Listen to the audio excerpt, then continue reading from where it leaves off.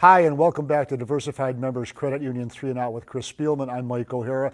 And Chris, it's football weather again. It's the stretch run for the playoffs in the National Football League, and the Detroit Lions are in it. They're now 6-4 after Sunday's victory over the Jacksonville Jaguars. Big game coming up on Thanksgiving Day against the Minnesota Vikings.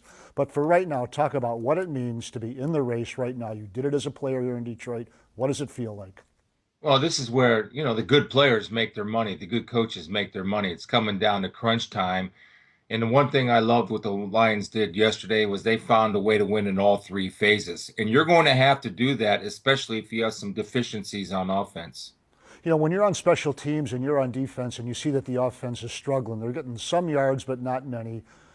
What is the mindset then? Do you want to do more? Do you want to do less, or just do your job?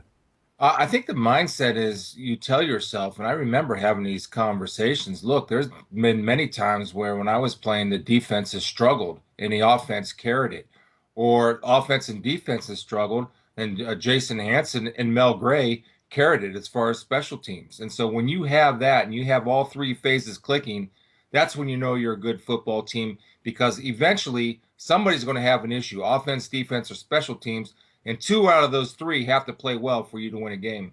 Well, then the Lions got two of those three, and we'll start with Andre Roberts on special teams. Now, this is a redemption play for him. He fumbled a punt that led to Jacksonville's first score, a field goal to make it 3-0. But break this down. This is a punt return for a touchdown that makes it 6-3. Tell us what we see. Well, the first thing I see is good field position set up by the defense on forcing the punt there. And I love the patience of Andre Roberts right here and the discipline of the blockers not hitting anybody in the back or hitting them low.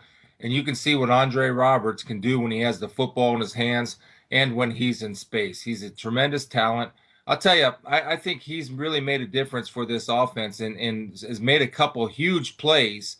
And I go back to that whole three-game homestand, that catch that he made. But again, the setup is perfect. He sets it up one way. He has the burst through the hole and the good vision when you got a punter one-on-one in the open field. Right there's a setup.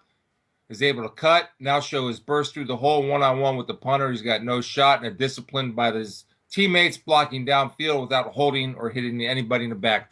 Execution at its finest on the punt return. And just one other thing about him. Later in this game, he had a 44-yard catch. What does it do for a team when role players who get limited snaps, I think he played 13 snaps on offense, make big-time productions? Well, that's where, Bob Quinn earns his money, finding those role players and selecting that talent. Then it's the coach's job to find a way how to use those guys. And right now, Andre Roberts is making the most of his opportunities.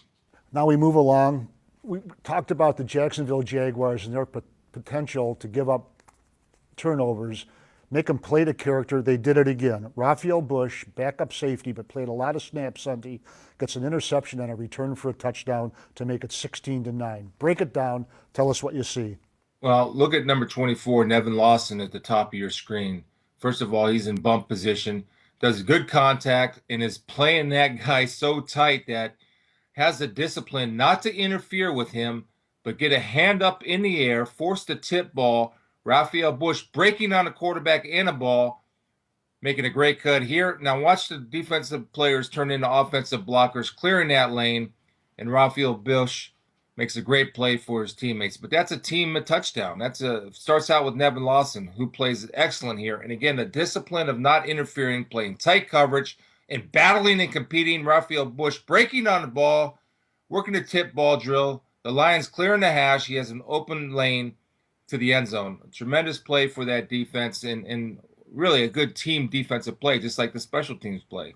And Chris Spielman, we're waiting for the offense to break out. And finally, the fourth quarter, they hold the ball for more than 11 minutes, finally get a touchdown, an offensive touchdown. Eric Ebron. It looks to me like the Detroit Lions did to the Jaguars on Sunday on this play, what the Minnesota Vikings did to the Lions 2 games ago. It's a tight end. Eric Ebron gets a running touchdown, a 1-yard run. Break it down. Tell us what you see. Yeah, we saw this with Red Ellison in the Vikings game, and really it's a good call. And Mike, and you've covered this league long enough, and you understand that that's a copycat league. So if something works against you or gave you issues or has success, especially in the red zone, believe me, I think it's the smartest thing, and good coaches will do this, will copy it. And Eric Ebron is a good enough athlete that once he gets the ball in his hands, he's so big and he's able to turn that corner and fall forward. But that's just execution again. It's a coach recognizing what hurt them, put it in his offense, and capitalize on it against a future opponent. So this is well done by coaching staff. I love the fact that they copied this play from the Vikings. Well, when I was a kid growing up, we kind of relied on scripture. We said, do unto others and then run like heck. And I think that's what they did yesterday. Yeah. You know, Chris, now it's a rematch with the Minnesota Vikings, and you've got a connection there. Your brother, Rick Spielman's the general manager and has really built a good roster there.